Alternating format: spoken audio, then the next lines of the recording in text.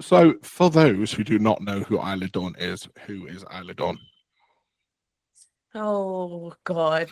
That's a good start. Professionally, personally, what my therapist would say would All three. I am former WWE superstar, former two-time women's tag team champion, and now soon to be Indie Darling. Fair enough. Okay, so I want to start with this seminar. This burning Yes. hot seminar, because it's not like a typical kind of 2-hour session where you just turn up, get some stories and tips, and disappear. Yeah. Tell me everything about it and what people can look forward to if they're coming. I think just the mix of knowledge that you're going to be able to get from all four of us. Like, I will literally talk all day about my love for Zach Gibson. I love Zach Gibson. I think he is one of the best wrestlers on the planet, like hands down. And I've been very lucky that since 2018, I've been really good friends with him, and he's became my trainer, like essentially. He owned Fighting Spirit back in him and James Drake in Liverpool. Over here, Fighting Spirits in Orlando, like he's always been my go-to. So I know firsthand, like he is exceptional at like looking at wrestling in ways that other people don't look at it, and knowing things and knowing how to tweak things and work things. And he's just amazing. So you're going to learn everything from him. Me and like Kenny's character stuff is just insane. Like I've watched him from ICW in 2015 or something, and his full like run then to NXT UK to now everything that he's doing with all of his cockroach and evil and skinny, and I love it. I love it. It's just great. And like he's such a like he is just developed in the most insane way that I've ever seen.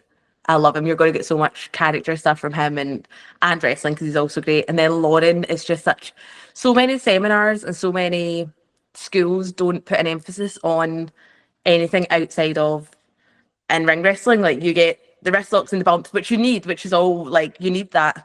But Lauren can give such a different side of the inner workings of wrestling and marketing yourself and like she's just like the brains of wrestling.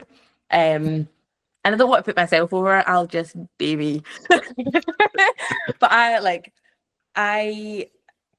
hope I can give people, especially character work. Character work's my love. Like I love anything character related and acting and performing. So I love that kind of stuff. Hopefully I can give them that and an insight into being someone who came from the UK, like I went to Zach Gibson's classes. Like I've been the person that's going to training to then wrestling for WWE and traveling the world and doing all that kind of stuff. So I feel like you're going to get such a mix from all four of us that it's just like if I was in the UK, I would be going to that seminar. Like it's the kind of seminar I would want to be a part of. Obviously, you kind of got contact still with all major companies. So if you kind of spot any talent, is that something you kind of get involved in, kind of just putting people forward or suggesting people, or is that not what this is really about, this one? I think it depends. It's so much of wrestling, I think, is going to these things and getting noticed by people, and even if it's not like getting put forward for something per se, but if a name comes up and you go, oh, I've met them, they're really cool, they're really good, like that. So I think that's the great thing with I'm always a big advocate of go to as many schools as you can, like learn from as many different people, go and help out at shows, just be there, because you never know what opportunity will arise from. Not even like you don't have to have had the best match on a show, but even what opportunity will arise from you just being like a nice person and helpful, and someone goes, "Oh, they were really cool. Actually, I'd like to give them a shot at something." Like that's networking is such a big part of it, and not in a way of like, oh, I'm going to network to get this, but just be nice, be fun, be like work hard. Yeah, fair enough. In the ring, you're finally making your Brit Wres return. Yay. So why now and why with Burning Heart? So once my 3 month, like once my contract was officially up and I was free to wrestle, I just took a bit more time to still like just live and sit back and process. 'Cause I was with WWE since 2018, so 7 years of my life. Like a lot of that was obviously in the UK and NXT UK, and it was just to kind of reassess and work back to who I am and what I'm doing and what I enjoy and what I want to do. Um, but Burning Heart was like top of my list of where I wanted to work. Like immediately, even when I was still in WWE, I was watching Burning Heart and thinking, "I like that's cool. I want to be at their shows." Because they're very reminiscent of like peak Brit wrestling. Like it feels like it's got that buzz around it. It feels like their roster is just like insane from top to bottom. Whether it's people that are your Mark Haskins and your Boyd Bourne, your Zach Gibson, who are obviously like well-known names.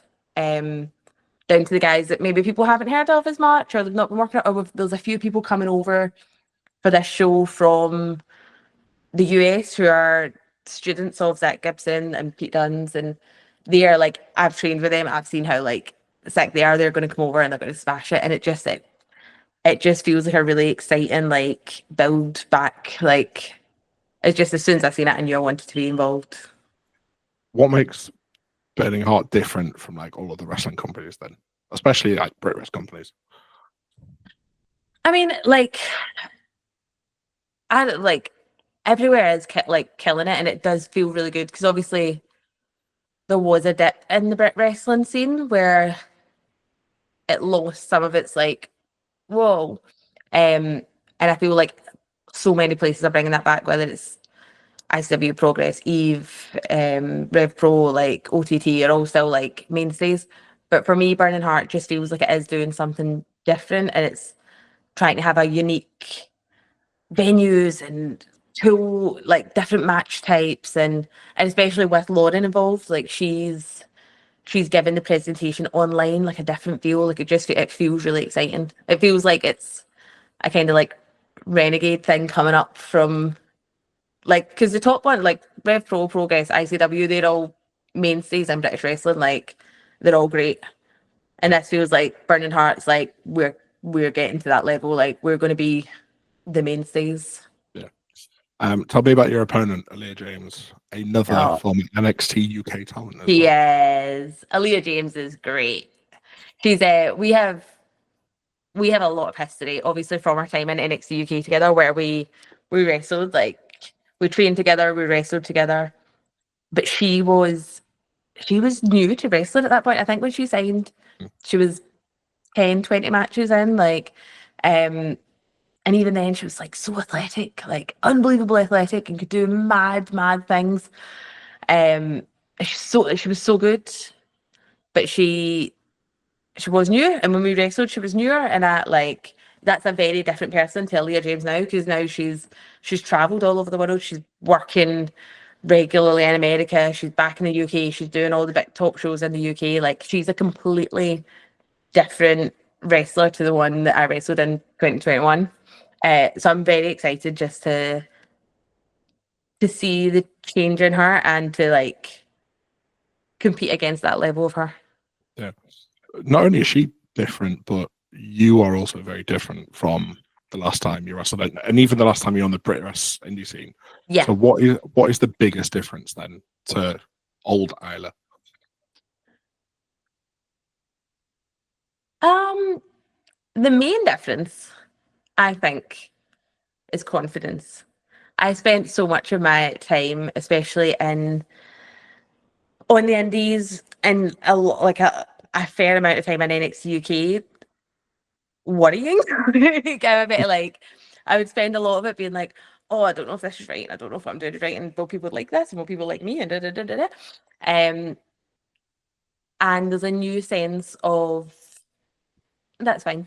Like, I don't want to wrestle for what other people will critique and think, oh, good or bad. I want to wrestle for me and what I enjoy doing and what I have fun doing.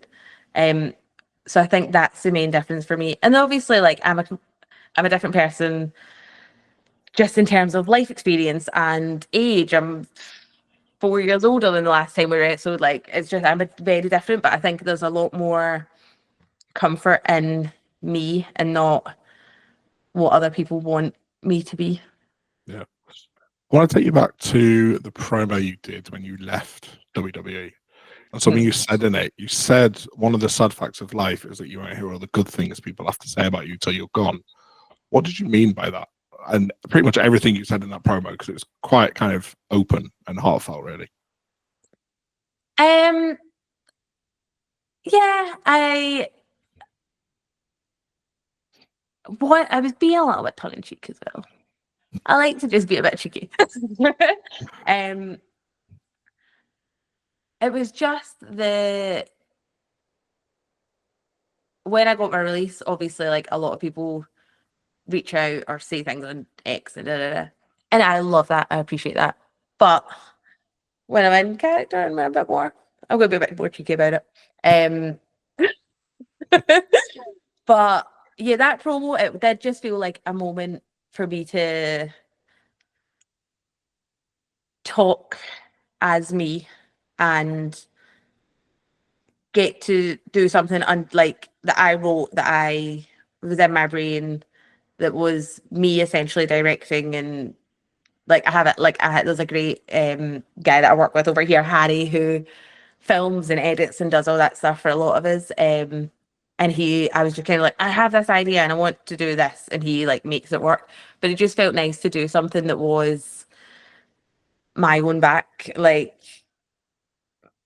me to kind of take control for a moment. And especially it was the first, I did like when I got released, I didn't put out I like done a little tweet, I did a little thing, but I didn't like make a statement or like want to like do an interview straight away. And I was like, the first thing I want to do is just like something that is me and feels like me, and that I didn't want people to feel sorry for me. Like I'm not dead. I didn't die. Like a part of a part of my journey, like at that stage in my career, has ended. But I felt like so many people feel like it's the worst thing that can happen to you in the world, and I'm like, it's not. It's sad. Yeah, like yeah, like it sucks, but I'm not dead. Like I'm fine. Like don't worry about me. Like I'm good. And I love that people care to reach out and care to like to worry. But I'm like, don't worry, I'm good. I'm like, I'm happy, I'm fine. Like I'm not dead.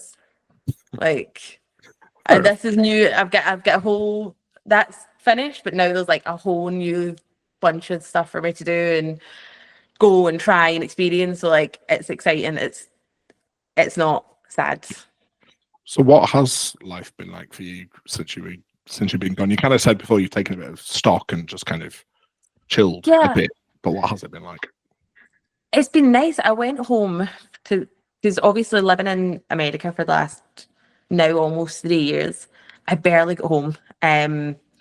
Like I'd be back in Scotland for 5 days, and then I'd have to be back in the US again. I miss so much of like family time, and I miss like birthdays and Christmas and all, like so much. And my family are so important to me that I went home for like a month, and I stayed in my mum's house for a month, and it was the best. Like I loved it, just getting to see my nephews every day and hanging out with my sisters and seeing old friends. Like I've just really took time to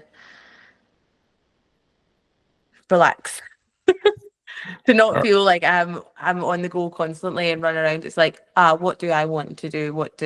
What's important to me? And that like family is of massive importance. Like my family are my everything. Like without a doubt. So, what does the future hold then for you, or are you just? I kind of feel like you're just taking it as it comes at this point. I'm actively trying to. I've always been really, really bad for not living in the moment, um, and worrying about what comes next, and not just in my career, like in every aspect of my life, and relationships, and like everything I've done. I'm always like, oh, what's next? What's So I've actively been trying to live in the moment and just enjoy things as they happen. Because I look back on WWE and I had like amazing, like fun moments. And I'm like, and I did enjoy them at the time. And I'm like, that's what I need to remember to do. Like, where it's small things of going out for breakfast in a random city with like my friends, or like, I just want to be able to go all these little moments. I've enjoyed them and not worry too much about like, oh, but I should be doing this and I should be doing that. And oh, why have I not done this? So I'm actively trying to live in the moment and just enjoy and see what happens and not be scared of what doesn't happen or what might happen or everything else in between. Fair enough. So wrestling is obviously full of misconceptions and rumors and fans being fans. So what is the biggest misconception or rumor about you've heard throughout your career that you want to set straight? No, I don't think I get many rumors. I don't think I'm that. I don't think I'm. There's one rumor that I date James Drake, which I really want to make clear that we have never. The internet thinks that, and I'm like, no, I don't hate him. I love him. He's my best friend. But that's probably the only one that I'll see sometimes, and I'm like, no. Fair enough. Okay. Yeah, I don't think I'm like interested enough for like the whole rumor scandal. Fair enough. Last question. If you were not wrestling, what would you be doing? Ooh. I have like two to that. Go on. Because one, I'd love to like fully be acting, but then that's also a very similar job to wrestling, so I don't think that counts as like another version. But I really wanted to be an archaeologist. That was always my dream. Not expecting that one. Why? I love dinosaurs. I love dinosaurs and I love like ancient Greece. So I always wanted to be an archaeologist. That was always my like archaeology was my dream.